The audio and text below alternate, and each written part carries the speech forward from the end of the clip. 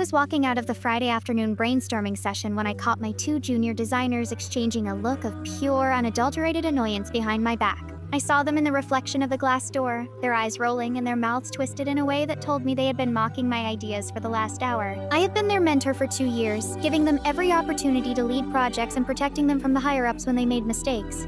Yet the moment I stepped away, I was nothing more than an out-of-touch boss whose passion for the brand was a nuisance to their weekend plans. I felt a cold, sharp sting of betrayal as I realized that the culture of respect I thought I had built was just a performance they put on when I was looking at them. The two designers, Mia and Leo, had been hired straight out of college, and I had personally trained them on every software and strategy we use. I realized now that they saw my mentorship as a weakness they could exploit, and they probably spent their lunch breaks tearing down everything I tried to teach them. By glancing at each other that way, they were signaling a private alliance that excluded me from the very team I was supposed to be leading.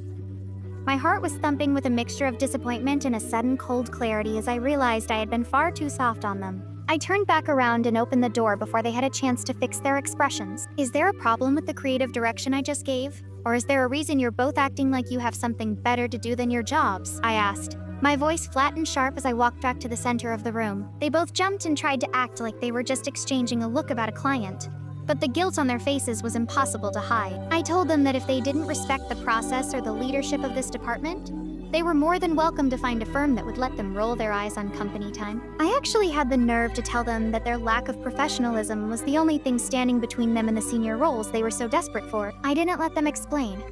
I told them both to have a full revision of the project on my desk by Monday morning, and that it had to be a significant improvement over the boring ideas they had been whispering about. I realized that by trying to be their friend, I had lost my authority as their manager, and I needed to reestablish the boundary immediately. I spent the weekend looking at other candidates for their positions, realizing that I couldn't build a successful agency with people who didn't believe in the mission. It was a hard lesson in leadership, but it was one that I needed to learn to protect the business I had spent a decade building.